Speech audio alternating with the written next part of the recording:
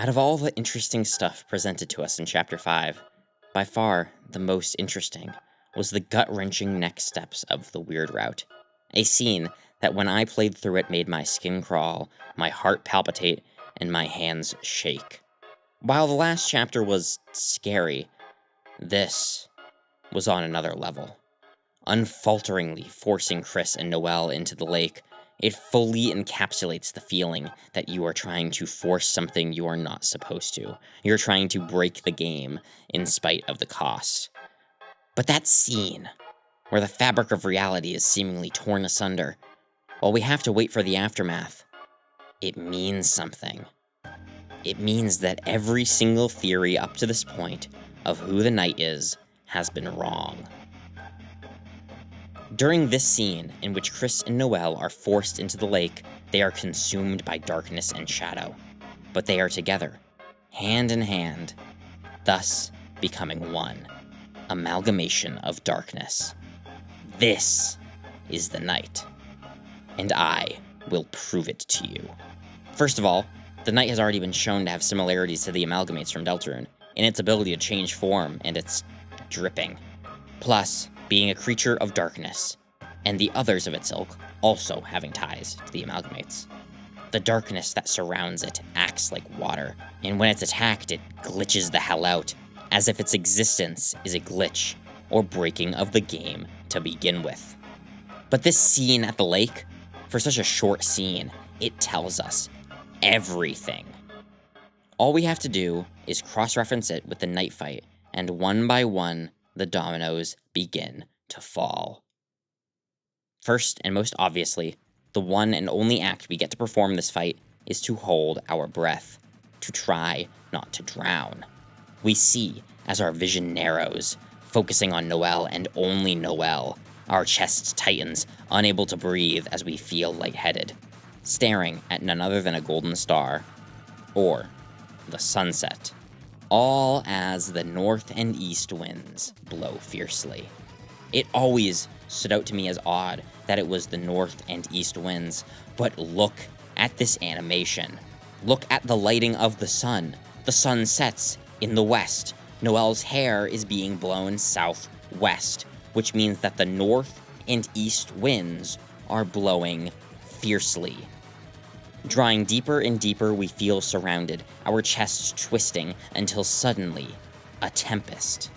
Harsh winds accompanied by none other than rain or snow.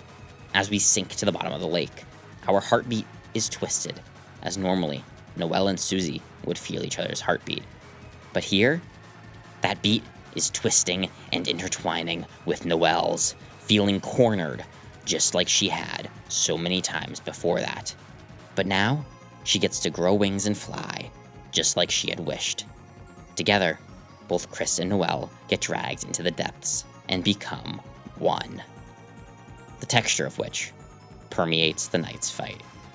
But there is so much more that suddenly all seems to make sense. One of the most prominent things about the Knight is its poses, and how they perfectly match a plethora of Chris's poses. The pointing, the hanging, the trying to look cool, and so many others. A trend that, yes, even continues into Chapter 5 with this pose.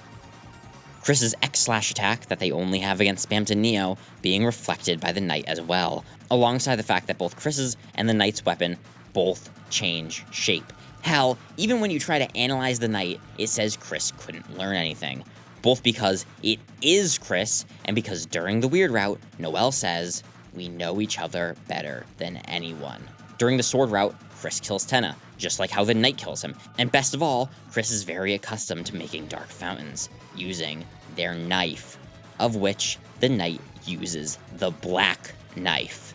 Thematically, the Knight fight is like the Kara fight we never got.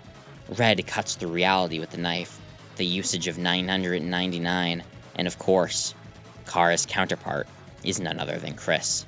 With the final nail in the coffin being that when performing the final attack against Flowery, the attack Chris does is fucking identical to the attack the Knight does to kill him just a minute later.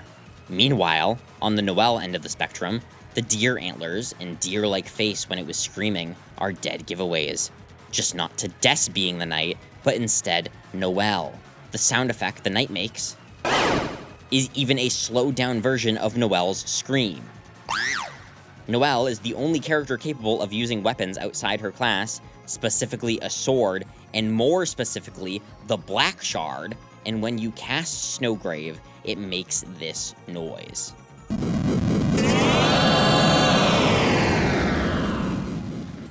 Which is disturbingly similar to the sound that the knight makes.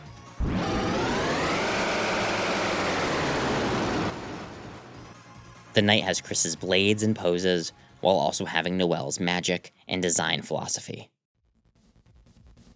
Are you convinced yet? Are you? Because we are only just getting started. In Chapter 4, Susie says that the knight would have to be someone who goes to church and knows the mayor, of which both apply to Noelle. She even suggests they must have a connection to the police force, which would be Chris and their father, as Asgore was the police chief. And like any good Deltarune theory, it always comes back to roots. If you weren't familiar with the theory, it suggests that this area of Mantle Quest is representative of Hometown. Using this, and looking where the lake would be, is this area, in which a completely dark enemy mirrors our exact movements, whom we take full control of and are able to reach the other side. This enemy, who serves as a reflection of us, in the code, has an alternate sprite. An alternate sprite that is a black deer. The black deer isn't Des. It's so much worse. Then there's the biblical imagery. It's already known that the thorn ring is symbolic of Jesus' crown of thorns, but the knight also has holes in their hands, as if they were crucified, something we essentially see happen to Noelle during Chapter 2. But you know what this means, right?